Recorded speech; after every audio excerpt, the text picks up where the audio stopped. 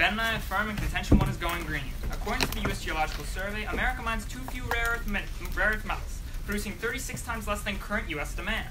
However, Timmons of Ohio State University explains that in the deep seabed, outside any nation's jurisdiction, there are 100 billion tons of rare earth metals. He furthers that in order to extract them, the U.S. would need to submit an application to the International Seabed Authority, a process only possible if the U.S. joined UNCLOS.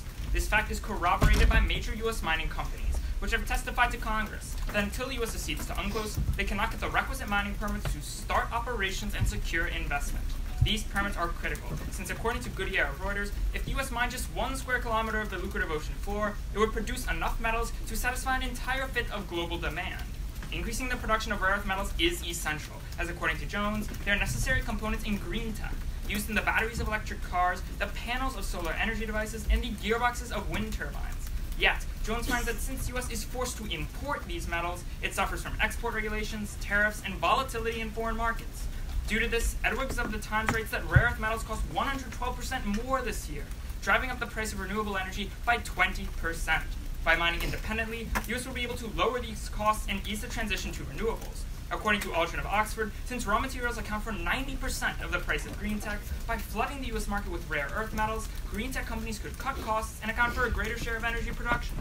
This green wave would spill over to the rest of the world, since Wood of Emerson College explains that 50% of U.S. foreign aid is renewable energy related. Specifically, we send U.S.-made green tech to developing countries, minimizing their own cost burden to transition away from fossil fuels. Wood adds that as the U.S. green energy sector grows, this practice can expand along with it. This fuels a global reduction in emissions, as the UNEP quantifies that U.S. renewable aid has decreased global CO2 emissions by 5.3% every year, and expanding these programs could decrease emissions 10% more. Combating emissions is crucial, as the NRC reports that every additional degree Celsius of warming decreases crop yields by 15% and drives up poverty in the developing world by 14%. Contention 2 is evening the playing field. According to Conathan of the Center for American Progress, under UNCLOS, companies have to pay royalties for exploiting any area beyond 200 nautical miles from shore. These royalties begin at lower rates and escalate yearly up to 7% and would come from 2 sources. The first is deep seabed mining, which Moore of the University of Virginia calculates to generate a profit of about $1 trillion. The second is oil production. According to the Heritage Foundation, the U.S. recently signed a bilateral treaty with Mexico that gave us the right to drill in parts of the Gulf of Mexico lying beyond our 200-mile boundary. The U.S. government has already issued 65 leases for companies to mine oil there. All of this drilling will incur royalty payments. Overall, Furland of Georgetown estimates that U.S. accession to UNCLOS would generate roughly $8 trillion worth of royalties. These royalties would be redistributed through the International Seabed Authority, which mandates that they act as foreign aid for developing countries. Conathan explains that since the U.S. will have permanent veto power on the council that distributes this aid, we would ensure it went to responsible nations in need. The impacts of this aid will be profound. According to Morrissey of the University of Nottingham, when cash-strapped developing nations receive foreign aid, significant portions are invested into social services in areas like education, healthcare, infrastructure, sanitation, and welfare. Morrissey quantifies this, analyzing 30 years' worth of aid to 39 developing countries, finding that every 10% increase in aid increases pro-poor public investment by 2.5%. These social services act to uplift the poor, as, after isolating for new programs funded by additional aid, Morrissey found that every 10% increase in aid decreases infant mortality by 5% and increases the Human Development Index by 3%, a measure of livelihood that analyzes the education, health, and income of the poor. Thus, we affirm. Can I see that part about the $1 trillion in royalties if we received? What? About what? $1 trillion in royalties if we received.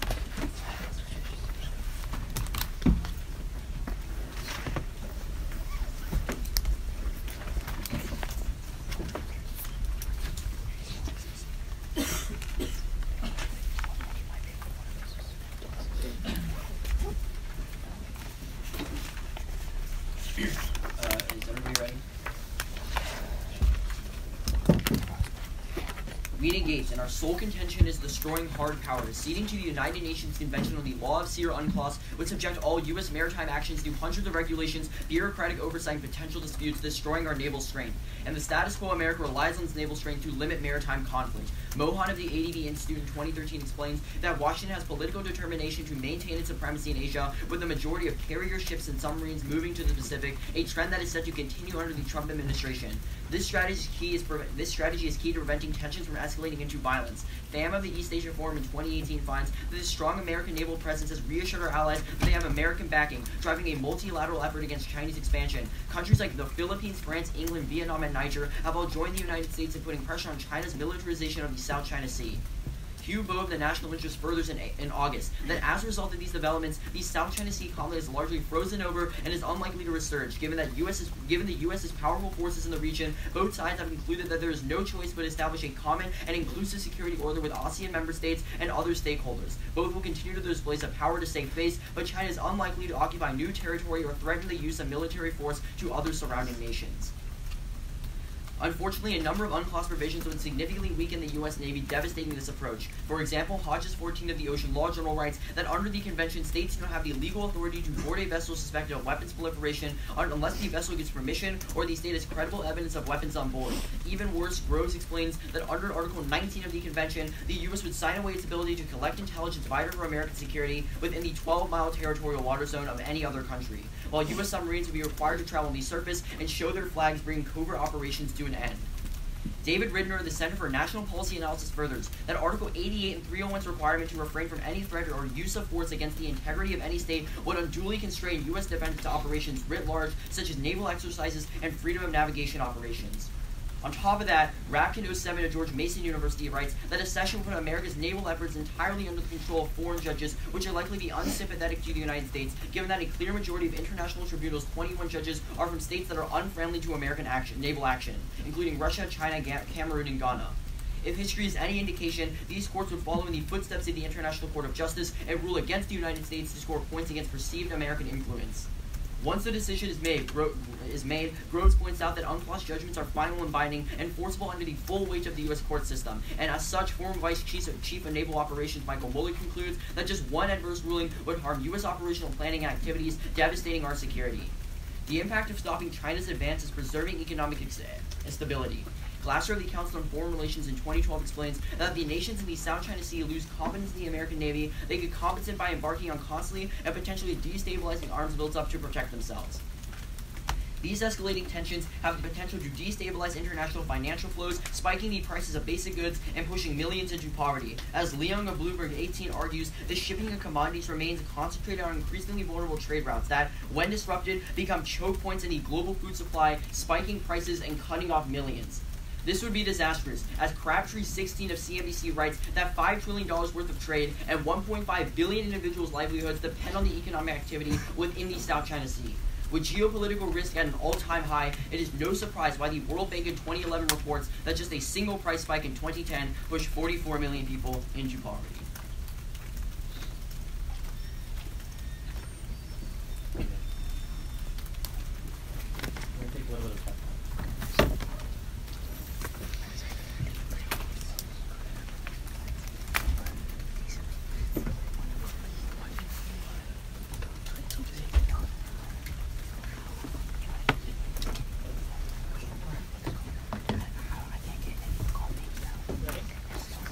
Yeah.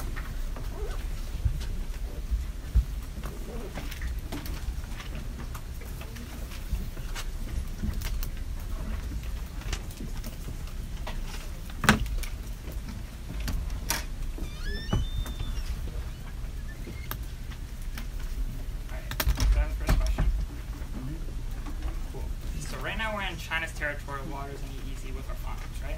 Yeah. So we join, and then that, according to you, becomes a violation. How does that then go to the courts? Okay, so for example, right, if we're doing like phone ops in the areas where China say would be illegal, they could bring that to the court, and they would be against us. Okay. Are we doing phone ops alone right now? I mean, honestly, I really don't know. I would say the answer is we're not actually. We're actually sure. doing it conjointly with Britain and France. All right. And we're going as close as 12 miles to China's shore with those other two actors. Are those other two actors in UNCLOS, and did they accede without reservations? Britain and France. They are in UNCLOS. I don't know if they acceded with reservations. The answer is they were acceded with no reservations. Okay, So sure. my question to you is, if they are clearly breaking UNCLOS under your interpretation, Okay. why hasn't China sued them to The get them out Rapkin of the evidence water? is very explicit. It says that the majority of the tribunal judges are very anti-American naval action because No, they're but that's approaching. not the question I'm asking you. What And is the your Rapkin's question? evidence is bad for another reason.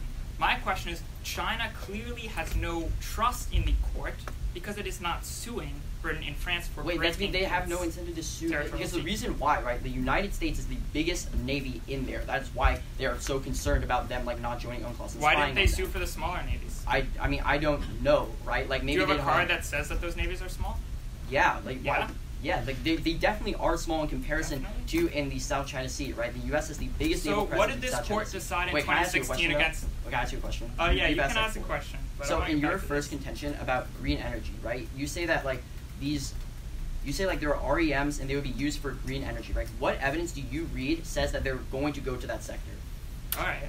I have a lot of evidence. Yeah. What? One. Just read me the one that says that then. Okay. Yeah, it's just not That profitable in the is status our quo. Jones evidence. Yeah, what does it Green say? tech. Yeah, These what for does it green say? tech. Well, Yeah, the it's front key- line I would give you is that to generate 1 kilowatt of green tech energy, you need 12 times as many rare Where do you earth prove that Wait, those can I REMs finish are going Can I into the finish sector? answering your question? Then Yeah, you go can ahead. go off. Go ahead. So my analysis, with the evidence rather, says that to generate 1 kilowatt of green tech energy, you need 12 times as many rare earth metals than any other type of energy, specifically oil. Okay, so Now, can I ask you a no. question? Where do you prove that the REMs that are being mined are going to go to specific purposes? Because like green because tech it's needs not them the profitable most. That's my logic. No, Green it's tech not will pay the profitable most. in the status quo. Why would they? So go how to come green last year energy? 95% of new energy generation was green tech? Clearly, it's Wait, profitable. People no, are it's investing. okay. So there's competing fossil fuels, right? You have fossil fuels This and sounds green like a energy. rebuttal, man. Now, can I ask you a You're question? doing the same exact thing. I'm giving you a front line because you were giving a rebuttal. So, What? my question to you is when this ITLO's court ruled against China in 2016, said that they were violating UNCLOS, how did China describe the court? China said that the court has no legal jurisdiction, that it's a total joke court ruled by the U.S. So why would China bring any claim to that court? Ah, cool. We're gonna take some prep time.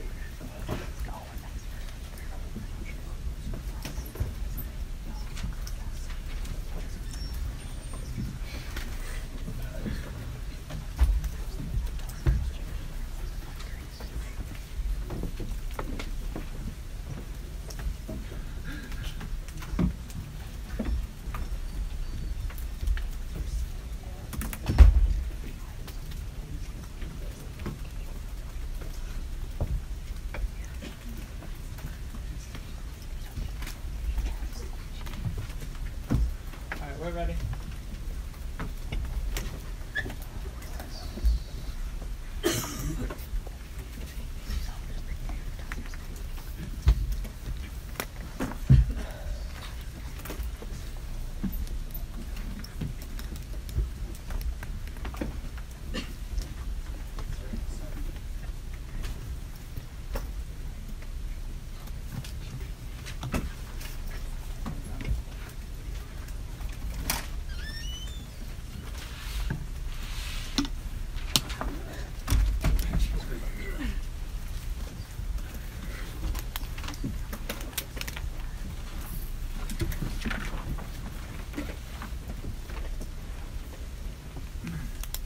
Are my opponents ready? Yeah. Alright, so you ready? Yeah. Start off on their only contention on the South China Sea. As an overview, make sure you recognize like the Navy supports the UNCLOS, and so all their stuff about like the limiting the Navy is like not based on like what actually like experts from the U.S. Navy have said, which is like really important because like we always prefer like naval experts over the Heritage Foundation. But then on their case, they say that tensions right now are freezing over. Not so. What Chouini of the National says is that that they only appear frozen over because China is using a stalling tactic, pretending to engage in negotiations even though they intend to escalate tensions later. This is true because the ASEAN of the Vietnam Express confirmed that China is already breaking the agreements they've signed with ASEAN, conducting new military drills. In fact, China, the Business Insider, said they're preparing an air defense zone such that they would prevent to claim sovereignty and prevent other naval and air traffic to control over the South China Sea. And Jennings of VOA tells you just 2 days ago that this would reignite the tensions in the South China Sea. But already on says they're already reigniting with the U.S. preparing new military drills, and tensions are escalating to an all-time high. What we tell you is that if fundamentally we can prove tensions are really high right now, they can't get a large impact on making them much higher because their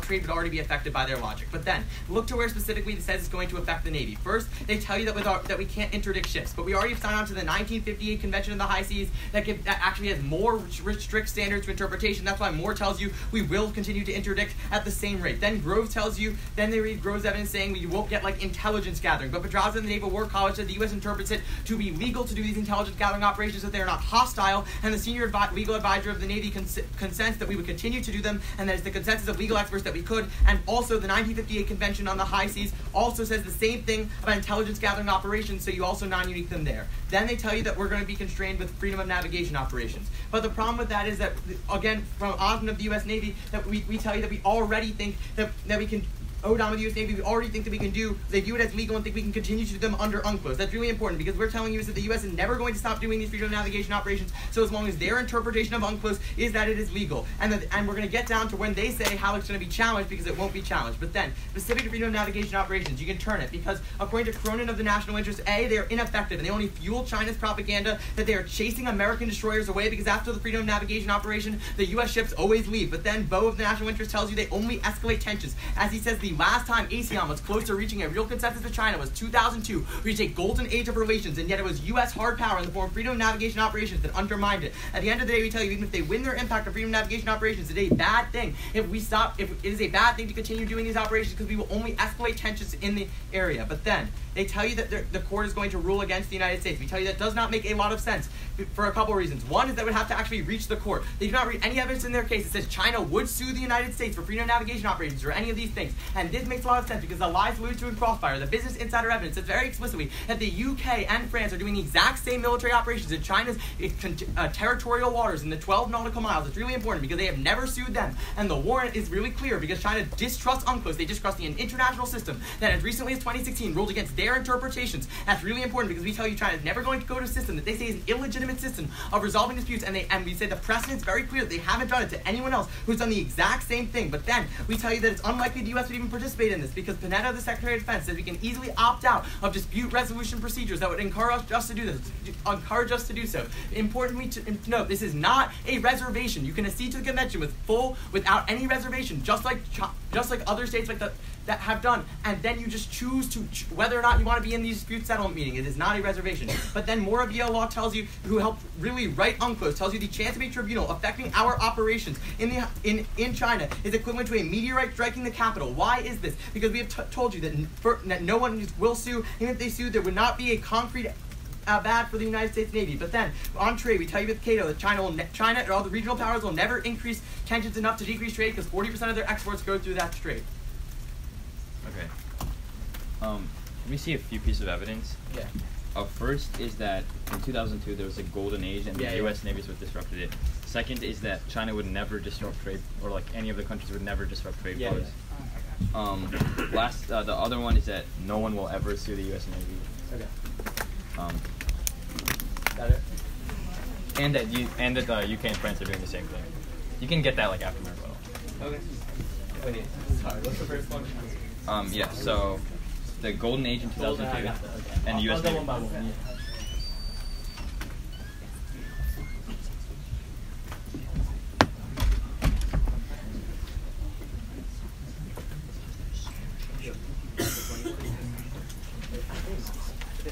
You guys want to see the 40%, right? Can you get them all at the same time?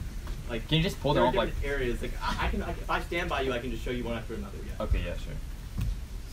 So you guys want to see the trade? Yeah. It's this guy. Okay, that's fine.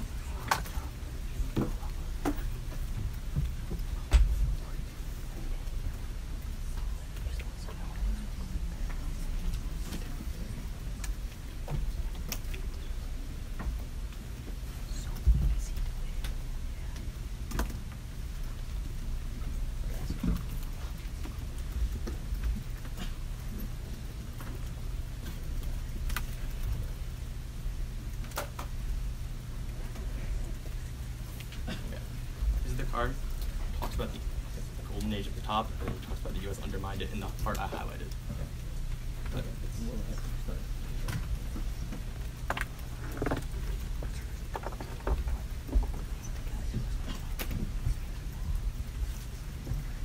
Okay. What else? What else would you like to see? That the UK and France did the same thing to the US. And they would never see us, yeah. Yeah. Okay. So I'll start with you, France.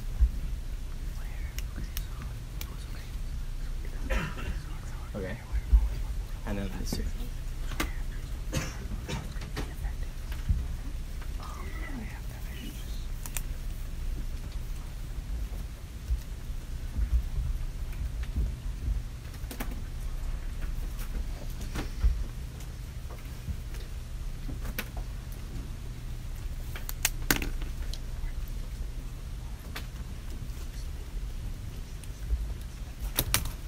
This is the thing I read at the bottom.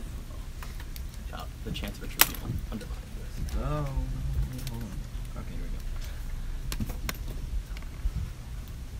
Okay. Yeah. Running.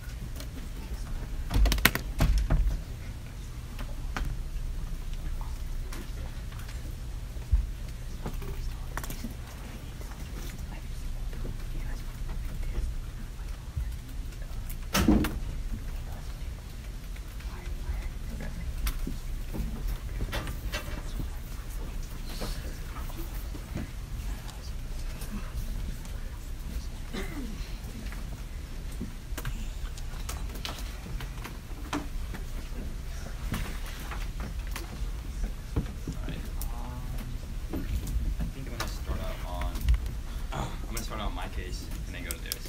I'm frontlining. Is everyone ready? Their first response on our case is that the Navy supports UNCLOS, but the reason that the Navy supports UNCLOS is because they support Article 298, and that is the reservation. He literally explained it in his speech as something we can optionally opt out of. That is the definition of a reservation. We can get more into that later, but it's definitely a reservation. Then he tells you these, he dumps 5 different cards to say that tensions are increasing in the status quo, but we can tell you the opposite. In fact, according to BAM, the U.S. naval presence is facilitating a multilateral effort to reduce Chinese aggression, including coordinating military and political pressure. As a result, the South China Morning Post just 1 month ago says that there's been notable progress with a code of encounters, a code of conduct, and a new hotline communications, all of which are unprecedented. In fact, Kang of the National Interest finds that because of American military presence, East Asian military spending is at a 25-year low. Here's why you compare ours over theirs. They tell you it's just China's being more aggressive, but we tell you it doesn't matter what China is doing, it matters what the Southeast Asian countries are doing. And we tell you that even if China is being aggressive, if we have our Navy there to protect the other countries, there will be no tension because they feel safe that we're protecting them. Then the next thing he says, he reads a bunch of responses to interdictions and submarines. Yeah, that doesn't really matter. We say the way more important warrant comes through our point about freedom of navigation operations and also judges suing us. That being said, he reads a couple of responses. First, he tells you that freedom of navigation operations are ineffective, and also he tells you that like in 2003 they didn't work, or like it was working well, and the U.S. Navy actually disturbed that. The problem is, A, I already told you the U.S. Navy is working in the status quo, and B, in 2002 there was a code of conduct that was established. Yeah, we agree, but that did not work. China just ignored it because we didn't have a Navy there. Their card does not say it failed because of our Navy. Like, you can call for it. It definitely doesn't say that. Then he tells you from Business Insider, and also he tells you that nobody will sue us and that nobody's suing the UK and France. You can group those two responses together because the Rabkin evidence in our case is very explicit that these countries are anti-American naval influence, not these other countries that they talk about. They're specifically anti-American. Then last thing he reads is it's like the chance of like a meteor striking or something. It didn't really make much sense. There's no warrant for that. That's all the card says. Like, that's not even a response, honestly. Now, let's go to their case. Their first contention is about rare earth minerals. There's a few reasons why legal certainty doesn't matter. First, Stephen Groves of the Heritage Foundation finds the United States already has full legal certainty through bilateral agreements and federal planning, which is why 20% of the ECS is already being developed. Second, we can just use foreign subsidiaries where American companies mine for REMs through other countries' territories, like ExxonMobil or Lockheed Martin. Then Jacobson of Purdue University in 2017 reports that new, inexpensive, and efficient technologies can extract rare earth minerals from waste coal ash without harming the environment, without deep sea bed mining, and they conclude that the new technology is actually better. In fact, the reason it's better comes from Stone of Ether, who reports in 2018 that this technology doesn't exist for deep sea bed mining and won't exist for decades, and companies are not interested since the initial cost is billions of dollars. Finally, we outweigh in Lincoln. Alan Wald of Forbes finds that due to geopolitical instability, the next global spike in the price of oil is likely to begin in the South China Sea, as a restriction in trade would immediately constrict supply, and speculation on global markets would drive prices to unprecedented highs. This outweighs because a spike in the price of oil would make oil drilling profitable and necessary in more places as companies rush to increase the supply in order to stabilize fuel demand. This would create more investments in dirty fuel infrastructure before we have the long-term capacity to get more green tech, which is why we short-circuit their argument with this. Then on the second tension are royalties. They say there'll be $1 trillion in royalties, but that makes no sense because the royalty rate is 7%, and Hook finds there's only $1 trillion of resources in the United States extended continental shelf, meaning that we'd only be getting $70 billion over 50 years. That's what Groves tells you. That's really important. Their card is just a random study. It's just a random author saying that there's no study, there's no analysis, there's like no methodology. You can call for it if you want. It just says it could be in the trillions. The takeaway is that we get less than $2 billion extra in royalties per year, which is 1% of all U.S. aid. It's really not significant, and also we impact $5 trillion of trade in the South China Sea. On their impact level of aid decreasing corruption, he turns this against him because chairman of Gothenburg University in 2010 reports that with foreign aid, recipient states become less accountable for their actions, using aid as a crutch, meaning they decrease the kinds of social spending and important things that they talk about, which is why in a meta-analysis of 97 studies, the University of Aarhus finds after 40 years of development aid, the evidence indicates that aid has actually not been effective and not accomplished the things that they talk about.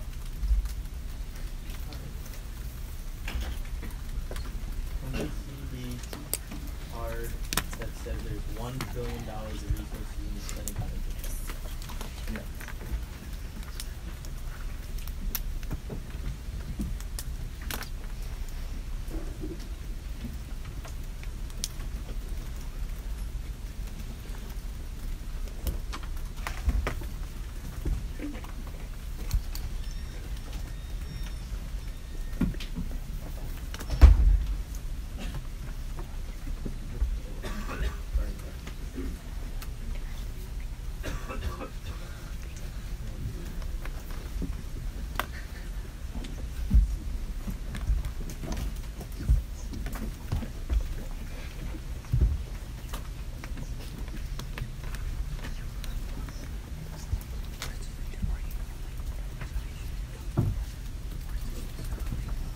Ready to talk? Yeah.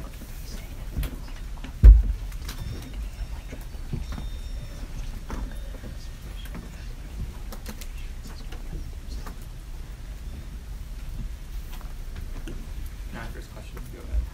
So I'm kind of confused to your response about the UK and France. Why did China not sue the UK and France for doing the same thing the US does? Because they specifically view the United States as their enemy.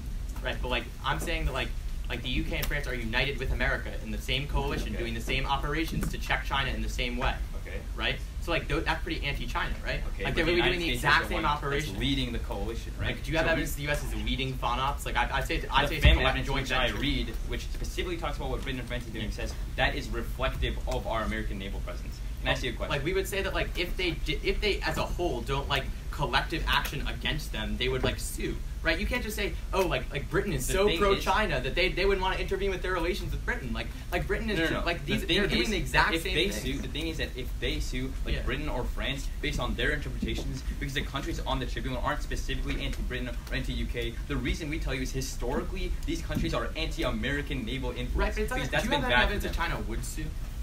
Why would they not? That's literally what you tell me. I mean, Why would they I don't not? think China will sue. Why not? Because China doesn't view UNCLOS as a legitimate governing body. They think that they would rule against them. The tribunal's pretty anti-China. They ruled No, against the them in majority 2016. is. The Like, majority is. That wasn't the even majority an is UNCLOS tribunal. pro-China. That was the What- Hague yeah, it was. tribunal. No, Like, that was the Hague. it was under the auspices of UNCLOS. Yeah, it was under UNCLOS, but it was the Hague tribunal, which Just is because completely it different. was in Hague does not mean it was like No. It's not UNCLOS, and the tribunal in UNCLOS is way different than the one you're talking about. Like- I'm going to ask you a question because we've been going back and forth. So, how is Article 298 not an exception, or not a reservation? Okay, because the idea is that you accede to the entire treaty, and then the treaty gives you a choice. Do you want to opt in or opt out of dispute settlement? It's not that you're saying Which is a it's not that reservation. it's not no. Okay, You're- so what in is a UNCLOS, reservation then? A reservation legally is saying I will not accept this provision in the treaty. We're saying is you accept every provision because one of those provisions includes you get to choose whether you do this or Oh, that. so you're saying that there's a provision that says we don't have to accept any treaty we want, so No, not acceding no. to- No, there's a specific provision in the tribunal section that's of UNCLOS that says you get to choose whether you opt in or out of dispute settlement. It's not saying Okay, I you can't just accede understand to that, UNCLOS but and say that I don't opting accept this in article. and opting out is what the reservation is. Article No, 309 no. of A UNCLOS reservation says is a the only legal term. Article 309 of UNCLOS says the only reservations that you can make when you accede to UNCLOS are the ones that are already part of UNCLOS. And Article 298 is a reservation. It's already part of UNCLOS. Like, it's known as one of the reservations of UNCLOS. That's what other countries make when they accede, like China or Russia. Okay, can I ask you a question? Yes. So you said that tensions are low right now, right? Yeah. So like if China is planning to increase tensions soon, then So here's the comparison. You read me like 5 different cards that says that China's they're all really recent, more recent Yeah. than any evidence you read. That's not true. Yeah, it Well, is. we read They're all evidence. from- they're all okay, from that's, September. that doesn't really matter, honestly. Because It does we- matter. It does matter. It can you let absolutely me matters. answer your If you're question? saying a few months ago tensions Are you were just low not gonna let me and answer now the they question? escalated, then it's not the same thing. Okay, Yeah. we tell you that's what's way more important is how the other Southeast Asian countries are reacting, and when their military spending is at a 25-year low, like that doesn't really matter. Yeah. Can I see the 25-year low? Yeah.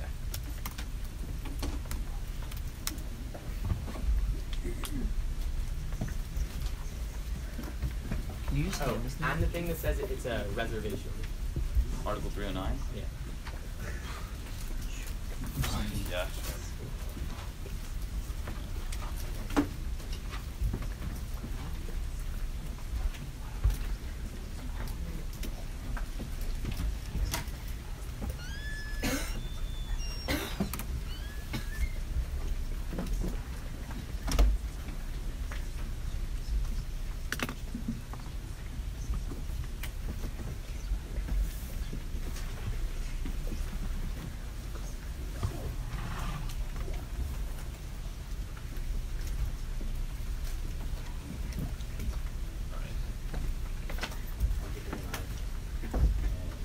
I'm just gonna. One at a time.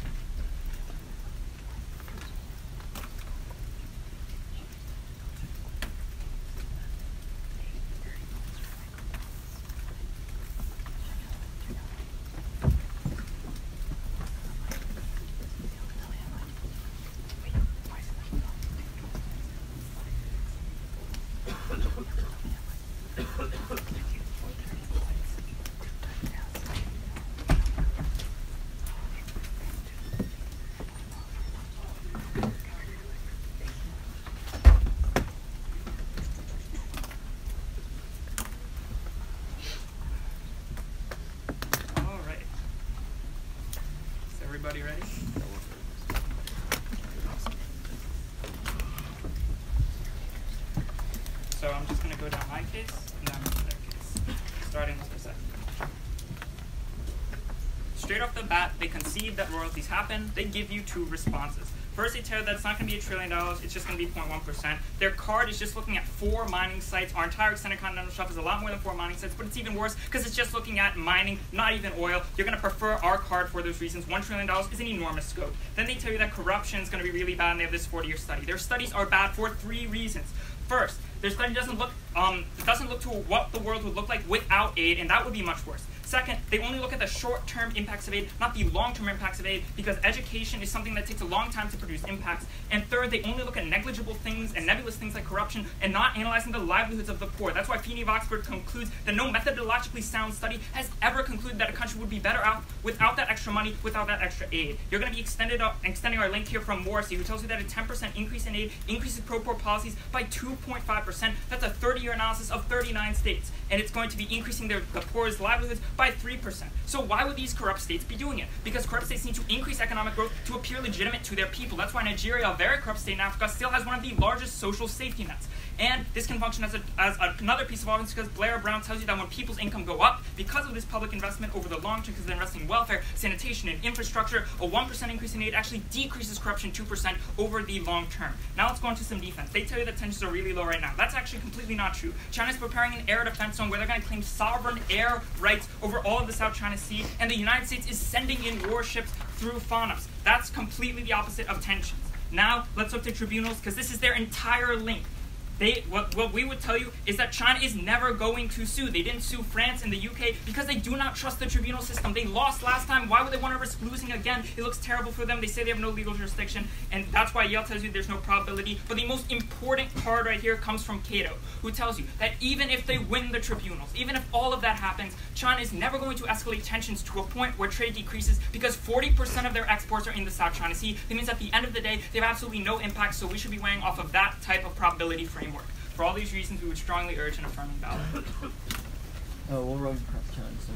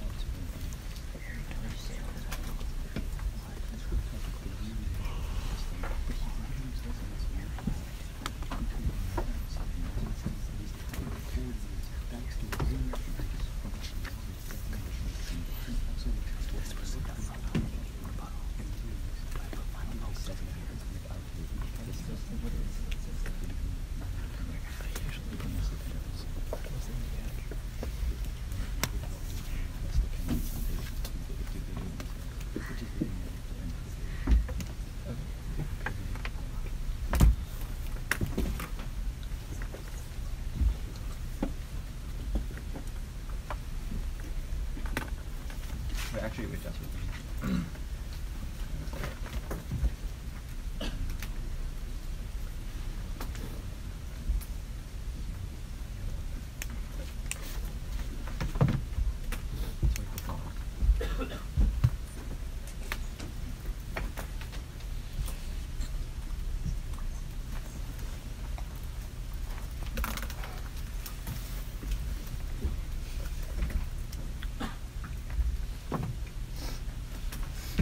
So wherever you float like detention stuff, I'm gonna start there. There's second contention, and then back to like our case. Okay.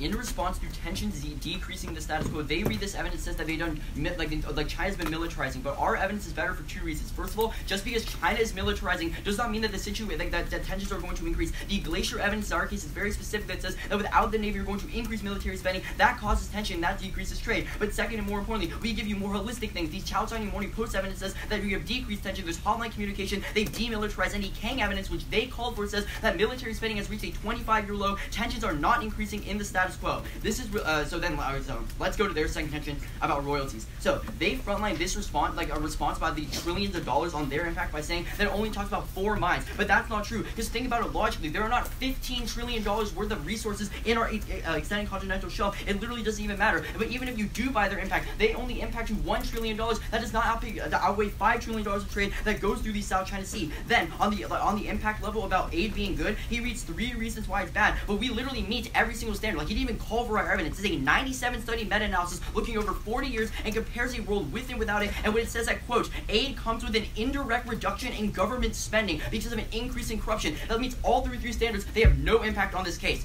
Then, let's go back to our case. The only thing that they extend is that this idea of tribunals in China wouldn't sue. But the Rapkin evidence in our case makes it very explicit that says the majority of tribunal judges are very anti-American naval action, which is why they're not suing in the status quo against Britain and France. This is really important because the evidence that we read you in our case from Mullen says that just one adverse ruling, which this person literally was in the Navy, said that one adverse ruling would harm our operations, and that means they're going to lose confidence and increase military spending. This is why we outweigh their case, right? Because not only do we impact you $5 trillion of trade, the reason why trade is going to decrease is because tensions are increasing, and the only way that tensions increase is if other countries around the South China Sea are increasing military spending, not just China.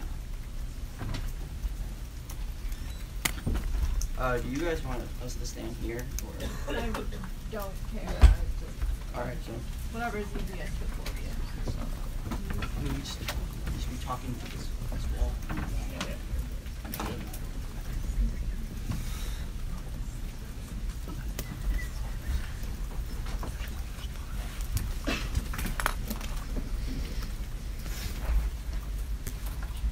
What is this? Wait.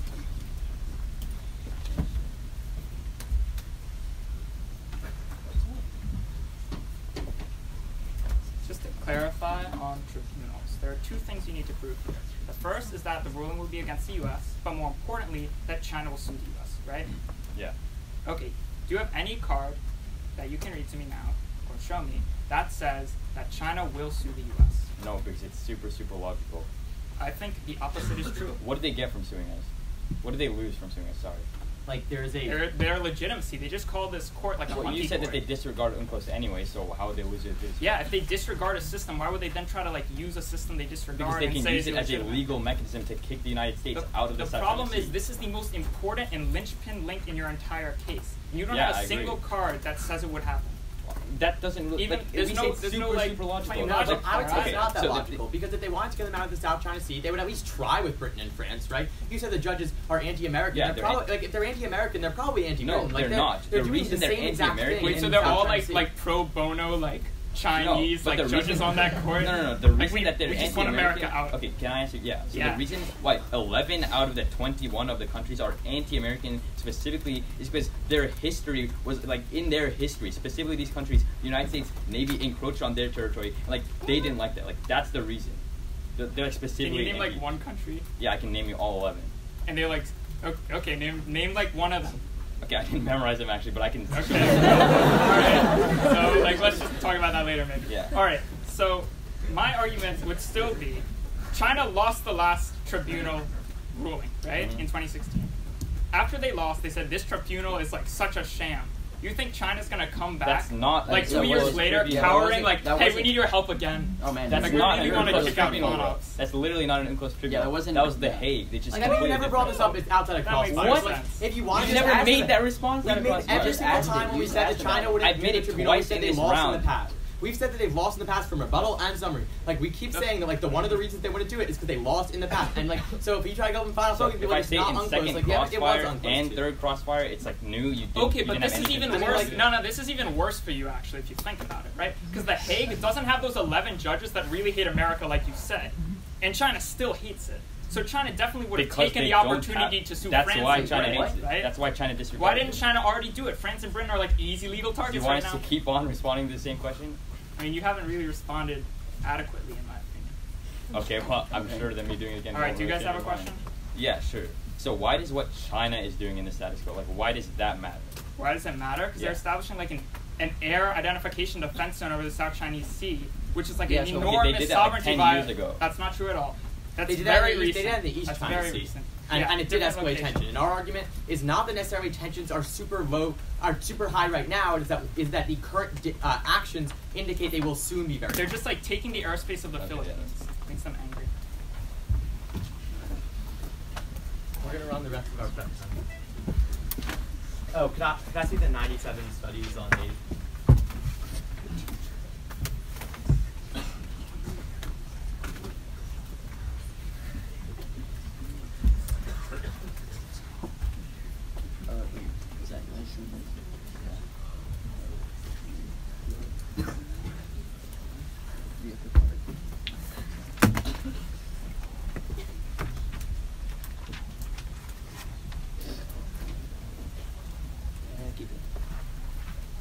Wait, what are they doing? You wanted to see 97 studies? Yeah, Aid bad. the decrease Oh, in okay. government spending. Wait. You want to see the 97 study one? Yeah, whatever you were reading that said aid doesn't work. Oh, okay.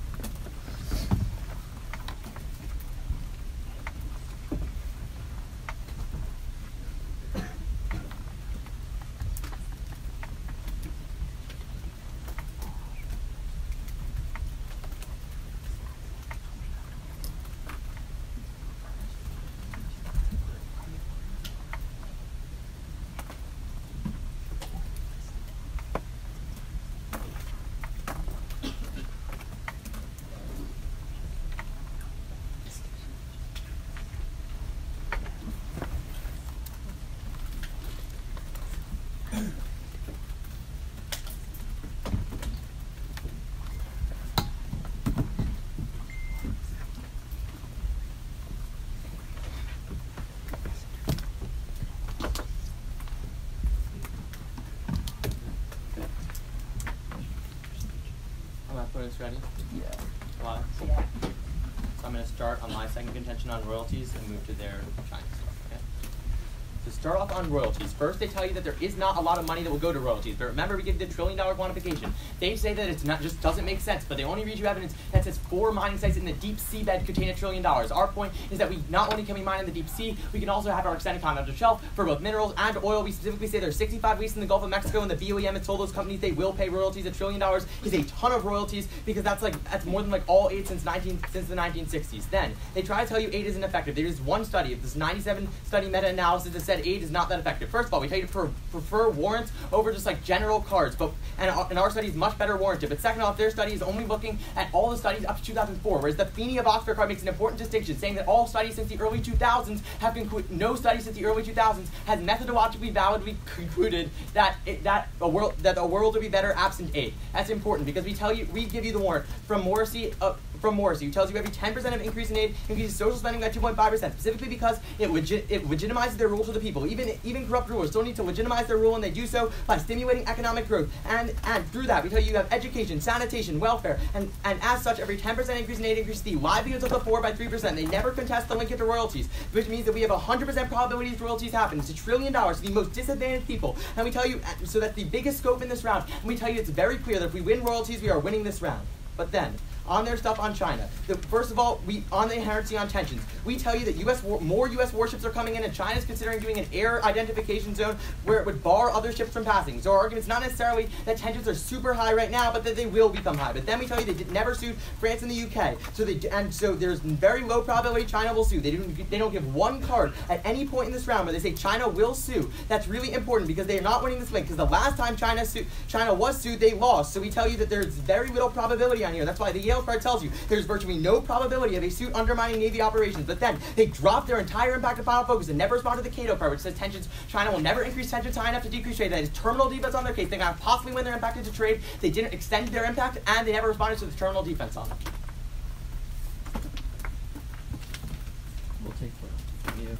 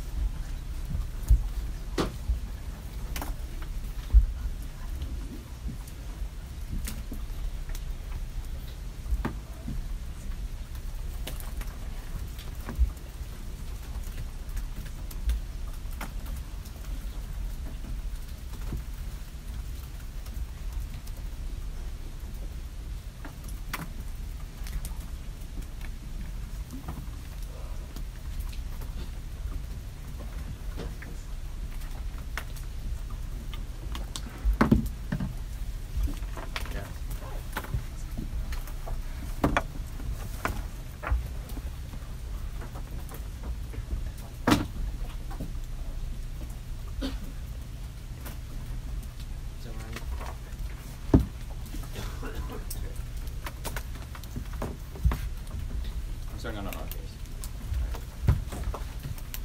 Let's do some weighing. We tell you that in the South China Sea, there's $5 trillion and 1.5 billion people's economic livelihoods depend on trade in the South China Sea. They say that Jasper didn't extend that. He definitely extended it. He extended it on their case when he was weighing. Then we tell you that they only have $1 trillion, which they don't even have $1 trillion. And also, they don't give you any contextualization of how many people that benefits. We're the only team that does. You should vote for us on clarity of impact, and also because we affect way more people. That being said, if we win our argument about decreasing tensions in the South China Sea, we should win this round. They have 3 responses. First, they tell you that tensions are high right now because China is expanding and militarizing. But we tell you it doesn't matter what China is doing. The way that tensions happen and the way that trade shocks happen is when the other South China Sea nations are militarizing. And we tell you because we have a navy, there's no reason for these other countries to militarize. That's why the national interest tells you that military spending is at a 25-year low, and that's why the South China Morning Post evidence from last month, which they don't respond to, tells you there's been undisputable, unprecedented progress in negotiations, like a code of conduct, Holland communications, and a code of encounters at sea. They never respond to this. When we tell you that all these other Southeast Asian nations are fine when they aren't militarizing, that's when you don't have tensions, and that's when you don't have trade shocks. That's why we gain access into our impact. The last thing they keep saying is that China is never going to stop trade, and like they say we never respond to that. We definitely respond to that. But the way we respond to that is by saying that's what the other countries do that matters, because that's what causes trade shocks. That being said, even if you want to look to their case, even if you want to vote for what they're voting for, let's talk about the 2 responses which they really don't respond to well. First, they say that you have a $1 trillion in aid, or you have $1 trillion in royalties. But we tell you the royalty tax is only 7%, and there's definitely not $15 trillion of economic resources in the extended continental shelf. Please call for their evidence that says it's $1 trillion. Like, it doesn't have any methodology. There's no study. It's just some guy saying it's probably in the trillions. Then they don't really respond well to our 97 study, 40-year analysis that says that aid is ineffective. Please call for it. All they say is it's unwarranted, and we don't compare it without a world. We do compare it to a world without aid, and we do give you the warrant. We tell you from the other evidence we tell you from that evidence is that it says that these other countries get dependent on aid and start using it as a crutch and spend less on their own people. That's how you tell you it has no effect. Yeah, go for it.